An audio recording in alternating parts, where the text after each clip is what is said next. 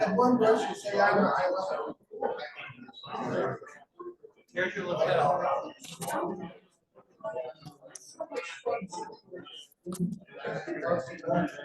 What others called it?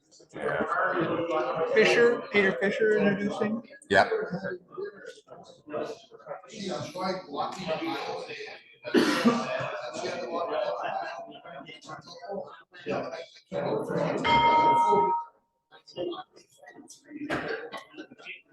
Welcome, August 8th, downtown Madison, Kiwanis. We'll begin with our Pledge of Allegiance, flags on the mantle.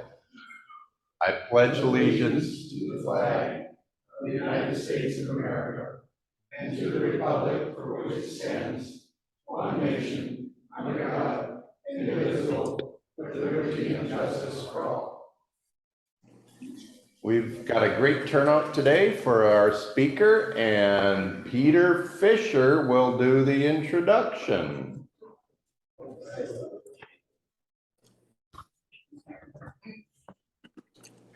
So just kind of hold this one is for the audience at home. Okay. Well, it's very nice to see everybody. I came home for one purpose, and that purpose was to introduce our speaker today. We haven't seen Matt Rothschild for since his hair was brown. I told him that, and I think that's probably true. But let me just give you a quick rundown on him. He's been around for a long time, and he is a champion of many liberal causes. He's the executive director of the Wisconsin Democracy Campaign, where he's worked for the last 7 years. And since coming to the campaign at the start of 2015, he's concentrated on work raising public awareness on the need for to ban gerrymandering and to limit big and dark money in our politics, and to protect and expand the freedom to vote and to oppose the anti-democracy movement in our state and in our country. Before coming to the Democracy Campaign, he worked at the Progressive magazine. For most of that time, he was editor and publisher, and I'll tell you, it was a very fine publication. You can hear him on The Devil's Advocates on WORT. He's often on other things like Nightline, NPR, C-SPAN, Wisconsin TV, where he does election night commentary. He has written a number of books, one called You Have No Rights, Stories of America in an Age of Repression. His latest book is 12 Ways to Save the Democracy in Wisconsin. And I believe he has copies if you are interested in purchasing one. He's an avid bird watcher, which is a great thing, I will say. He lives in the town of Dunn and has been married to the same woman for 37 years. Pretty good. Anyway, his first job out of college was working for Ralph Nader. Anybody remember him? Okay, I would like to introduce Matt Rothschild.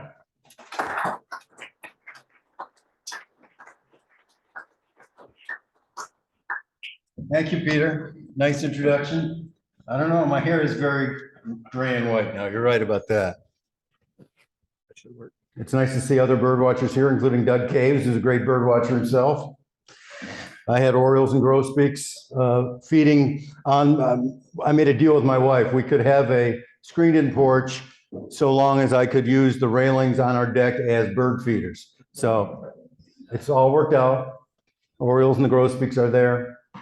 I had a Carolina wren in our screened-in porch the other day. Got through a hole in the screen, managed to get it out by opening both doors. But, you know, I could talk about birds for the next 20 minutes, maybe more interesting, certainly less depressing than the subject matter that I'm going to talk to you about today, which is this question of our democracy, which is in peril. I want to talk to you about my book, 12 Ways to Save Democracy in Wisconsin. I want to thank Jim for inviting me. It's nice of him to do so. I think this is the third time I've come here. I'm hoping to get another coffee cup to match the other ones I had, but if you don't have one, that's all right. Anyway, I want to explain why I decided to write this book. Are we doing all right? Another audience member. All right. So, I've been at the democracy campaign here for 7 years, and I figured, why not get between two covers of a book the main issues that we've been working on that'll help our democracy here in Wisconsin, and some of those issues have real national ramifications as well. It's not just a book about Wisconsin, though it is kind of a chronicle of the last 12 years here. And unfortunately, the problem with writing books is they're not current, after they're finished. I have a whole chapter on gerrymandering. I couldn't get into the gerrymandering controversy that we had over the last year and a half. But let me talk about gerrymandering for a bit, which is the first chapter of the book. And I'll talk about not all 12 ways, but several of them. The problem of gerrymandering is a bipartisan problem. It's wrong for Democrats to rig maps. It's wrong for Republicans to rig maps. By gerrymandering, it means you push, after every census, every 10 years, states are required to reapportion the districts that they have so that there's equal number of population in each district, and there's one person, one vote. And unfortunately, when a political party is in total power, that is, it has the governorship and the state assembly and the state senate, like the Republicans have here or the Democrats have in Illinois, it's possible for that party in power to rig the maps in such a way as to give that party an advantage. So what the Republicans did in Wisconsin was they moved lines here and there on a map to crowd as many Democrats into as few districts as possible, leaving the remaining districts overwhelmingly Republican. That gives them an advantage. Democrats did the same thing in Illinois and in New York and Maryland. And it's just not fair. I mean, we should have an equal playing field, and the people in power shouldn't be able to entrench themselves in power for another 10 years. So gerrymandering is wrong no matter who's doing it. And for a while there, it looked like the US Supreme Court would have an opportunity to ban gerrymandering. With Democrats in Wisconsin took the 2011 maps to the US Supreme Court. The US Supreme Court actually punted on that, sent it back down to the federal court again. I was actually sitting in that federal courthouse during the trial, but they sent it back to the federal court saying that some of the Democrats didn't have proper standing, but they didn't want to resolve the fundamental issue on the merits as to whether hyperpartisan gerrymandering was unconstitutional or not. So while that court case was sent back to the federal court here in Madison, there were two other cases that reached the US Supreme Court. And one was from Maryland, where Democrats had rigged the maps in their favor, and the other was from North Carolina, where Republicans had rigged the maps in their own favor. And so I thought it was a perfect opportunity for the US Supreme Court to say, you know what, regardless of which party is doing it, this is a practice that doesn't pass constitutional muster. And for a second there, when I was reading Chief Justice Roberts' decision, I thought he was going there, because he said hyperpartisan gerrymandering is antithetical to democratic principles. And I thought, oh my God, when the Supreme Court Justice in the United States says something is antithetical to democratic principles, he's going to throw it out on its ear. He has an obligation to say this is unconstitutional. But rather than saying that, what Chief Justice Roberts said was, this is too difficult a question for federal courts to adjudicate. We don't have a proper standard where we can measure what's hyperpartisan gerrymandering and unconstitutional gerrymandering. So actually, we're going to leave it up to the states. But that creates a kind of catch-22 or chicken and egg problem, because the party that's in power in a state has already gotten itself in power and is staying in power because they've rigged the maps already. So how do you solve that problem at the state level? And so that's kind of where we are right now here in Wisconsin. What happened this time around after the 2020 census was the Republicans rigged the maps again. I was in the hearing room in the Capitol, and I testified against the maps that Robin Vos, the Speaker, and Devin Lemieux, the Senate Majority Leader, produced. Actually, there were 200 of us in that hearing room, and the only two people who testified in favor of the maps were Robin Vos and Devin Lemieux. And Robin Vos had a killer confession on the stand there when he was testifying in favor of his bill, when he said, actually, we did use partisanship in drawing the maps. This was after he had said, we win because we have better candidates, we win because we have better ideas. But then he said, yeah, we did use partisanship when we were drawing the maps. And by that he meant they used this tactic of shoving Democrats into as few districts as possible by moving lines here and there on a map so that they'd have an advantage. So I thought that was kind of an embarrassing confession, but he didn't care. He said it's not unconstitutional, it's not against the law in the state of Wisconsin, so yeah, we do it. That was challenged, those maps were challenged because unlike in 2011, when Republicans had a Republican governor, Scott Walker, who approved the rigged maps then, this time around it was Governor Evers. He vetoed the maps. They couldn't override the veto. So when you have such a situation, it goes to the courts. It went to the Wisconsin Supreme Court. The Wisconsin Supreme Court said to all the parties involved, come up with a map that has the least changes from the 2011 maps. I hated that ruling because the 2011 maps were rigged, so they were entrenching rigged maps. But lo and behold, Governor Evers followed those instructions better than the map that Robin Voss and Devin Lemmihue had produced. Voss and Lemmihue didn't come up with a new map. They just said, here's our map, the one that Evers had vetoed. And then the Evers folks came up with a different map on those least changes, and they moved fewer people around than Voss and Lemmihue did. So actually, the Wisconsin Supreme Court, which is 4 conservatives, 3 liberals, one of the conservatives who I admire a lot is Justice Hagedorn, who has a great independent streak and actually a fine kind of judicious temperament. He doesn't yell and scream in his opinions, as do some of the other justices. And he tries to look at most of these things on the merits, it seems. This time he said, well, guess what? Governor Evers followed our instructions better than the Republican map, so we're going to take Governor Evers's map, which were slightly better than the 2011 maps, even though they were based on the 2011 maps. What then did Robin Voss and Devin Lemmihue do? They ran to the U.S. Supreme Court. And the U.S. Supreme Court scolded Justice Hagedorn and the other 3 justices, the liberal justices, for their decision, saying they didn't basically show their work. They didn't give adequate argumentation about why their maps were appropriate. Their maps gave 7 minority majority districts to Milwaukee, whereas the Voss map only gave 5. This is under the Voting Rights Act. It gets in the weeds real fast. They said, the justices at the U.S. Supreme Court said, you didn't discuss the Voting Rights Act sufficiently, sent it back to the Wisconsin Supreme Court. At that point, Hagedorn sided with his Republican colleagues saying, there's not enough time to redraw maps. Let's just go with the Republican map. And so the Republican maps are the ones we have right now, and they do give the Republicans an advantage. There is this movement around the country to ban gerrymandering. There's an article in the New York Times just today that talks about judges in other states that have found partisan gerrymandering to be unconstitutional against their state, a violation of their state constitutions.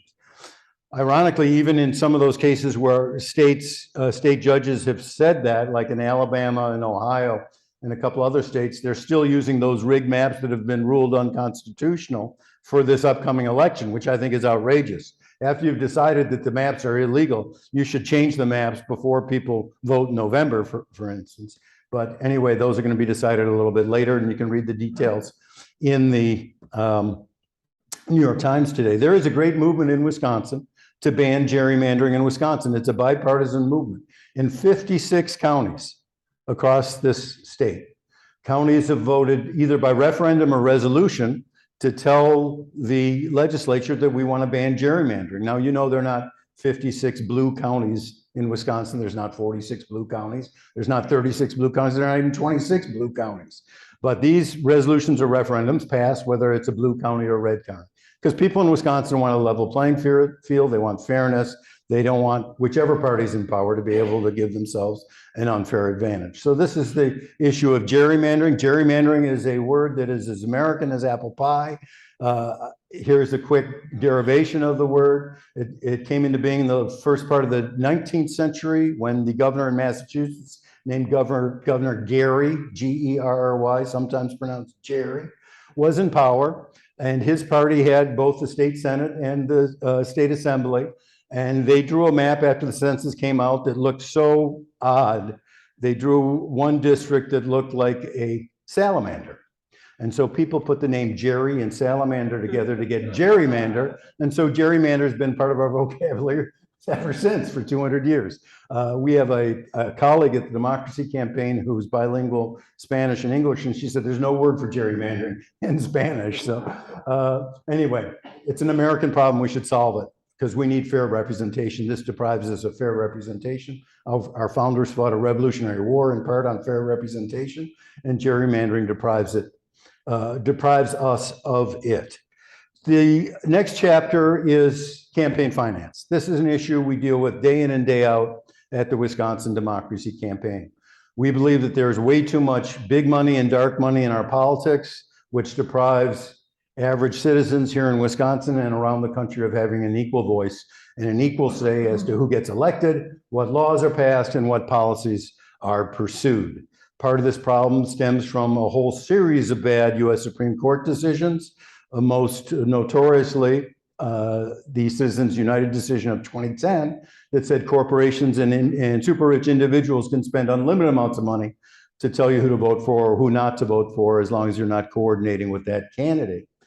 There was then the McCutcheon decision in 2014 that said super rich individuals cannot have an aggregate limit imposed on them. There was a Republican who said that from, I think, Alabama, named McCutcheon, who had spent about $200,000 on helping candidates around the country, and he wanted to spend another $200,000. And there was a $200,000 limit under McCain-Feingold, and he said his First Amendment rights were being restricted. And the U.S. Supreme Court agreed and said you can't have any aggregate limits. So now the sky's the limit as to how much a wealthy individual can contribute. And look what's happening in Wisconsin. We just put a report out on our website. Website is WISD, W-I-S-D-C for Democracy Campaign, wisdc.org, about contributions to political parties here in Wisconsin. There used to be an aggregate limit in Wisconsin, or a de facto $10,000 limit before 2015. If you gave $10,000 to Scott Walker, you couldn't give a dime to the Republican Party of Wisconsin. You couldn't give a dime to someone running for state senate or state assembly.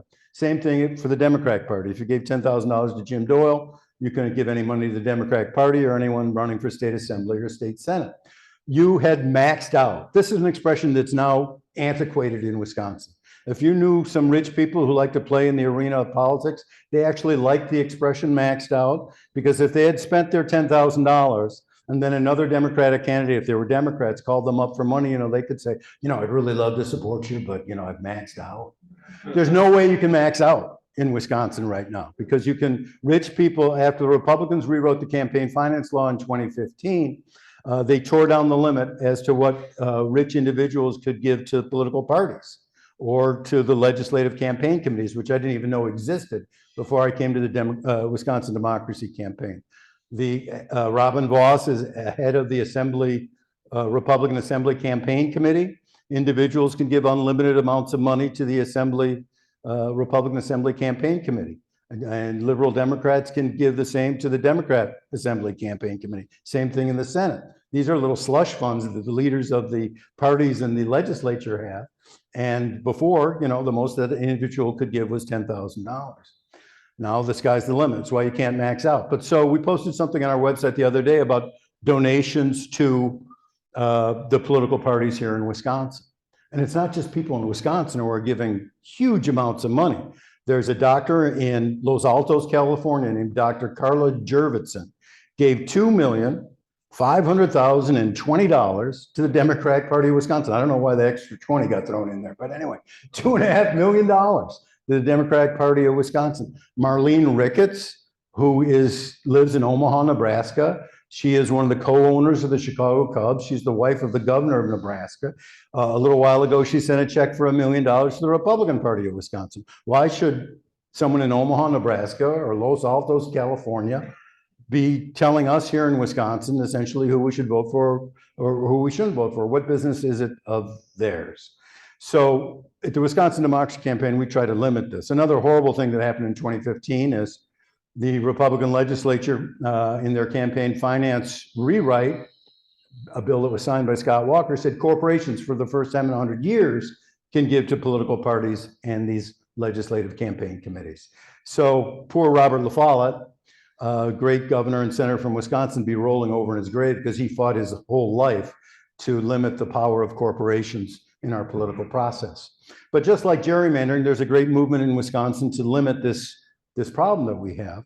And my friend George Penn is here from Wisconsin United to Amend. Wisconsin United to Amend has been instrumental in the passing of 167 referendums or resolutions in communities across Wisconsin saying we've got to overturn that Citizens United decision. We've got to declare once and for all that, corporations actually aren't persons and money actually isn't speech. And Wisconsin is second only to Massachusetts in the number of communities that have passed these resolutions and reference. George's emails, George Penn, that's PENN 51 @gmail.com. And he'd be happy to hear from you if you want him to speak here or if you live in a community that wants to get a resolution passed. Madison's done it already, but there are other communities around the state that haven't. So those are the first two chapters. And then there are other issues that I talk about. One issue is judicial recusal. And it's about fair courts. We should have fair courts in Wisconsin. Recusal is the fancy word, as I'm sure you know, for judges having to get off a case when they have a conflict of interest. Did you know that it's legal right now in Wisconsin? If I'm an attorney, I'm in court before a judge, I can give that judge's reelection committee a check for $2,000, and neither I nor the judge has to tell the poor lawyer on the other side that I just gave that judge $2,000. That's a recipe for corruption. And judges need to recuse themselves in those cases. And justices at the Wisconsin Supreme Court need to get off cases where they've benefited. There was the John Doe 2 case with Scott Walker when Scott Walker was being investigated for violating the then campaign finance law that said you can't coordinate if you're a candidate with outside groups that are doing political work. And Walker was going around the country talking to rich people during the recalls, telling them to write checks out to Wisconsin Club for Growth or Wisconsin Manufacturers and Commerce. And then Walker would work with those groups and tell those groups the best way to spend that money. Well, there were a couple justices, including one named Gableman, who had benefited a lot from expenditures by Wisconsin Club for Growth and Wisconsin Manufacturers and Commerce, and the special prosecutor urged them to get off that case. The other justice was Justice Prosser, and neither of those justices did so. And basically, they gave Scott Walker a get-out-of-jail-free card. So we need to do something about judicial recusal. Then toward the end of the book, I've got three bigger chapters about really national problems. One is the problem of the media. We're losing local media at a terrible rate in this country and in this state. There are a lot of places in the state that no longer have a daily newspaper. There are counties in the state that don't have a daily newspaper. And so it's very difficult for citizens in many parts of Wisconsin to know what their city council is doing, to know what their school board is doing, to know what their county board is doing. And it's hard to have self-government when you don't have information. Another chapter is on racism. Racism is a huge problem in our state and in our country until we fully grapple with it. I don't think we have as much of a chance of having a really healthy democracy as we would if we did deal with it. And then the last chapter is about economic democracy. You know, Teddy Roosevelt said 100 years ago that we can't really have a real political democracy unless we have something approaching economic democracy. And we're not approaching economic democracy in this country. Over the last decades, we've been going in the opposite direction. As you know, the gap between the rich and poor, both on wealth and on income, has only been getting bigger and bigger. And so those are some of the problems that I address in this book. And I do also offer the counter arguments to each one. I try to recognize what the counter arguments are. I try to rebut the counter arguments. And then I try to give a little bit hope in the last chapter. And maybe I'll just read a little bit from that last chapter, maybe for 3 minutes, and give you a sense. I recognize that democracy has been taking a beating lately here in Wisconsin and nationally, but I don't lose heart and I don't give up. Here are a few reasons why. First, I travel all over the state of Wisconsin, and I see the amazing work that grassroots activists are doing every day.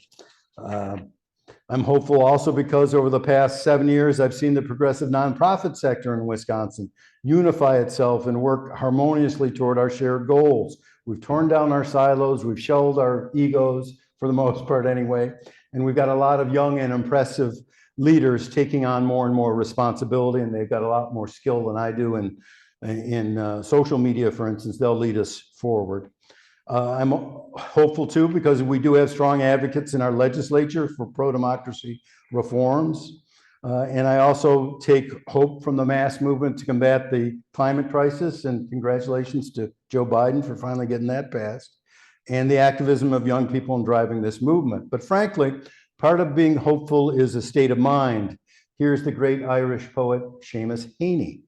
Once in a lifetime, the longed for tidal wave of justice rises up, and hope and history rhyme. So hope for a great sea change on the far side of revenge. Believe that the further shore is reachable from here. And I believe that the further shore is reachable from here. I also like this quote from Ta-Nehisi Coates.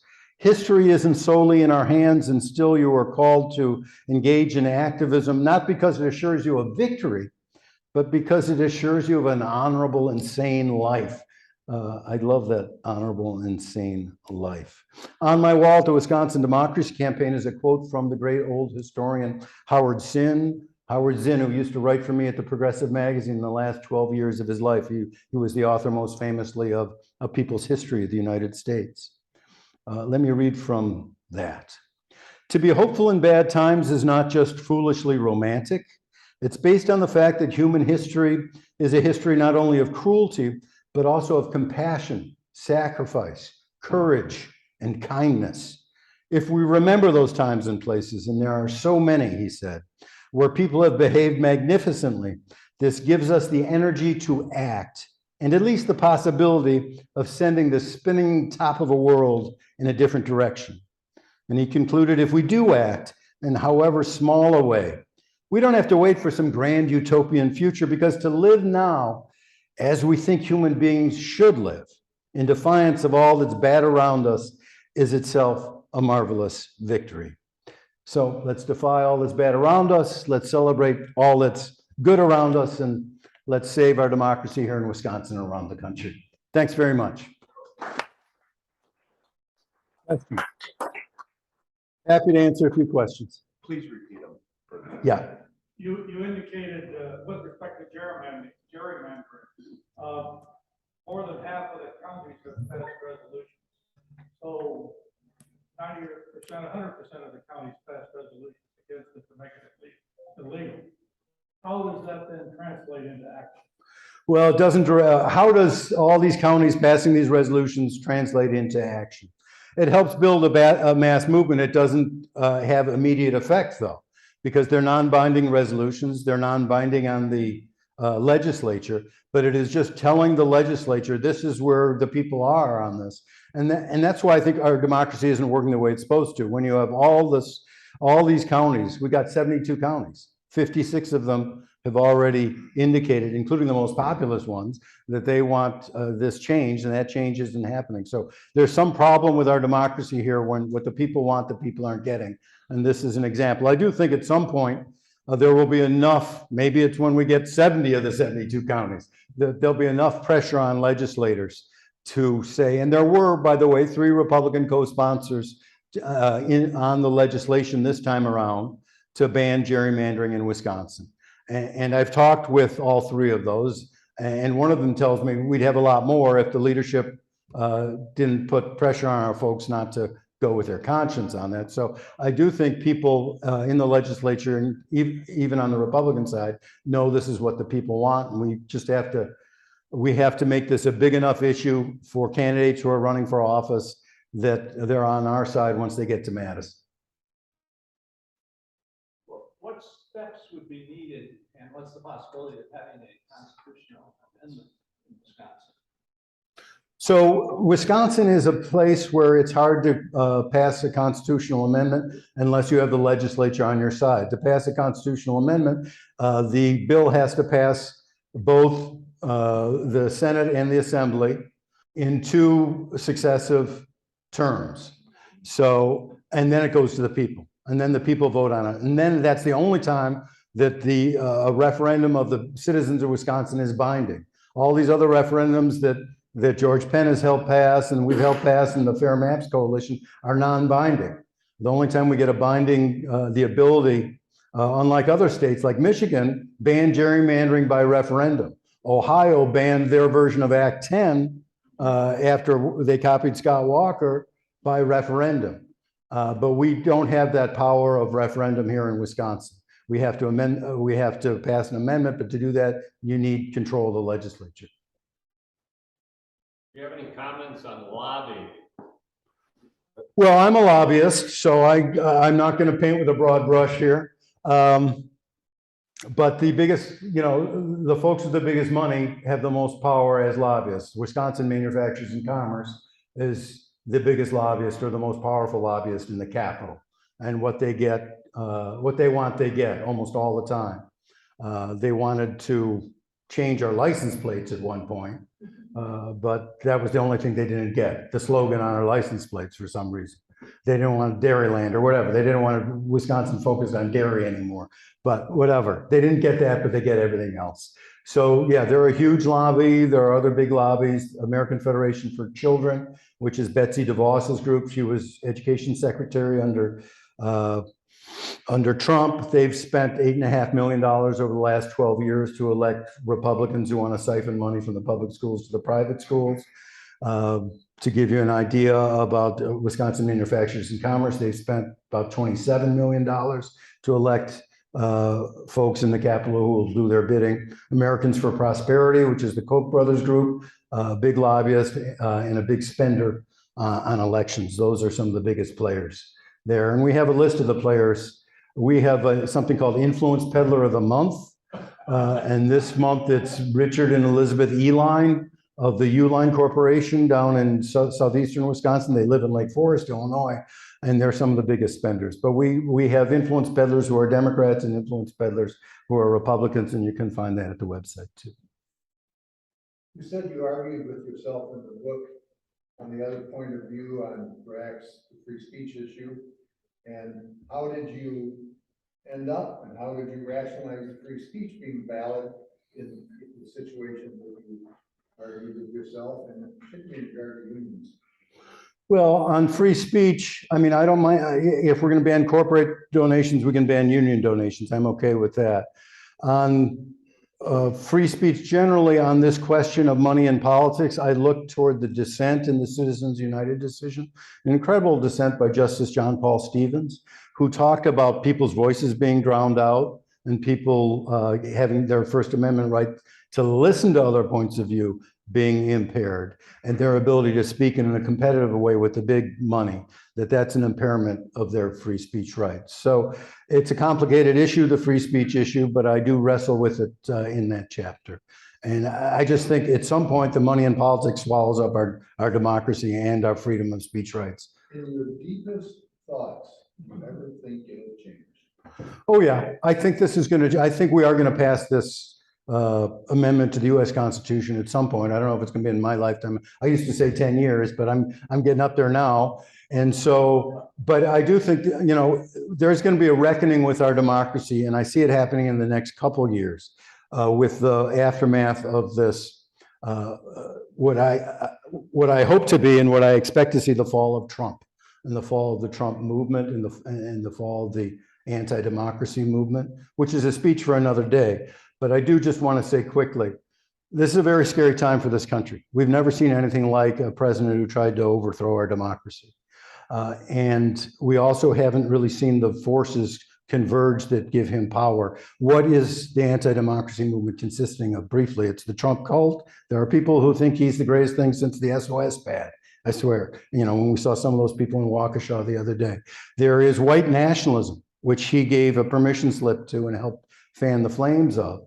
There are really racist, anti-Semitic white nationalists out there, heavily armed, some walking down the street with Confederate flags and Nazi flags. We haven't seen this in a long, long time. There's irrationalism, crazy amount of irrationalism in the country about COVID, about November 2020, about QAnon. This level of irrationalism makes you wonder whether John Stuart Mill was actually right when he said the truth is eventually going to come out and will prevail in the marketplace of ideas, when you have all these crazy people believing crazy stuff in the marketplace of ideas.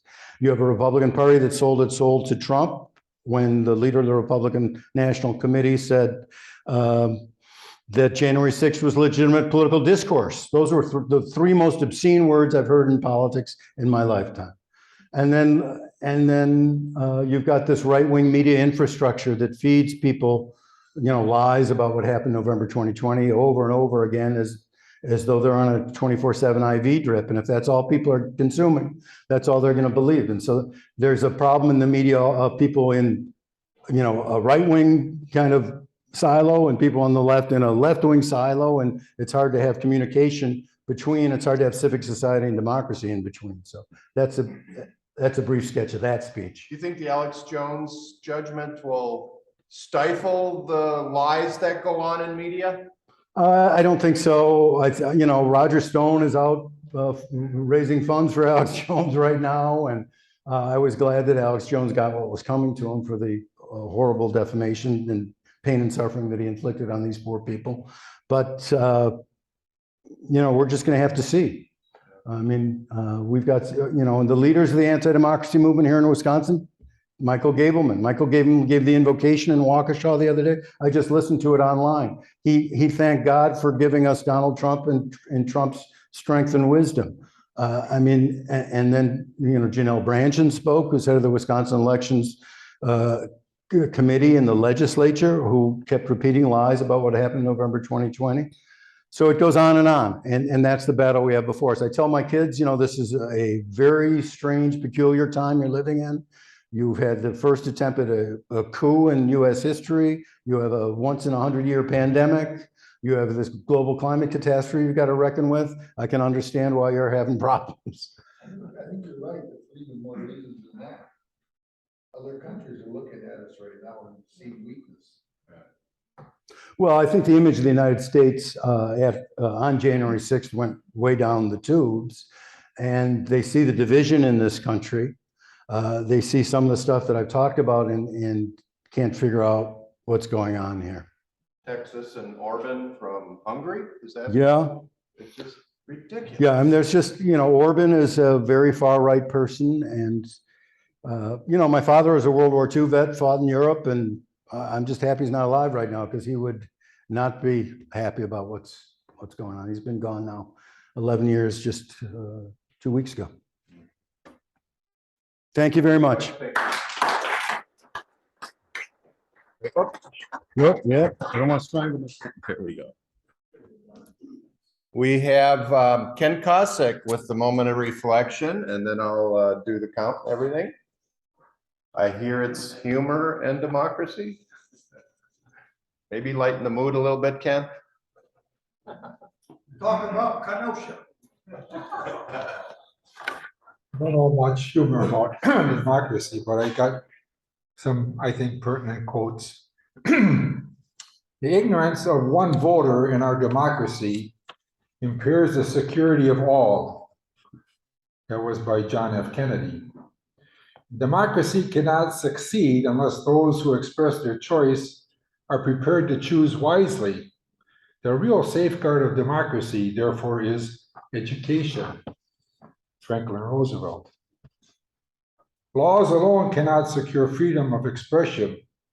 In order that every man may present his views without penalty, there must be a spirit of tolerance in the entire population. Albert Einstein.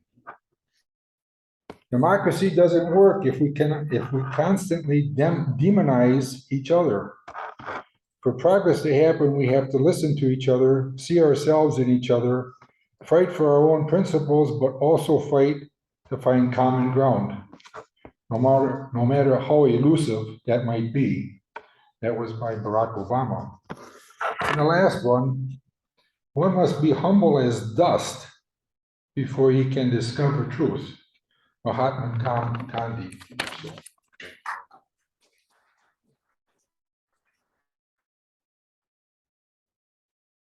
Announcements before I give mine. Tom Broad.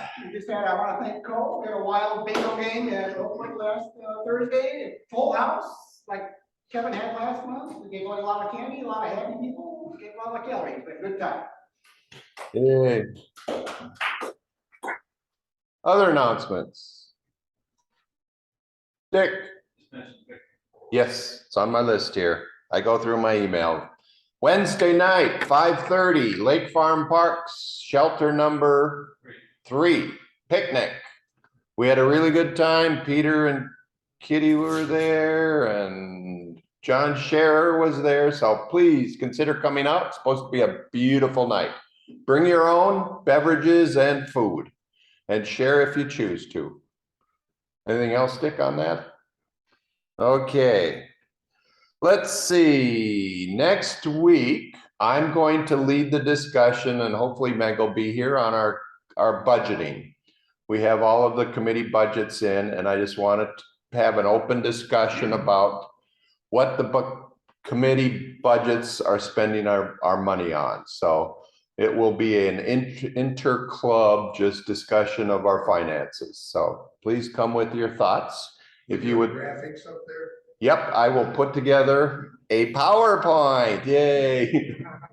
And Ken. Are you getting a budget request from the after hours? Yes, we do. We have a budget request from the after hours. And this discussion will help the board following our meeting next Monday actually vote on budgets, I hope. So the board is meeting at 1 o'clock next Monday. Let's see, in 2 weeks, we have the history of paper money in the United States with Gene Mitchell. And then on the 29th, which I assume they didn't veto this yet, Tom, we're going to be meeting out at Oakwood Village for, I forgot what we decided on food. Do you recall, Jim? We're gonna have some kind of choice that we're gonna have to select a hot box. Okay, so we have a choice on meals there, and I hope to get a little insight into the expansion, some of the new building that's going on at Oakwood Village. But it's our first meeting outside of Cranberry Creek here. So those on the west side have a short drive. I'm on the east side, so I have a long drive, but it'll be fun to just to have a social where, let me think, Kitty, Phil, George. Hi, George. He's on Zoom.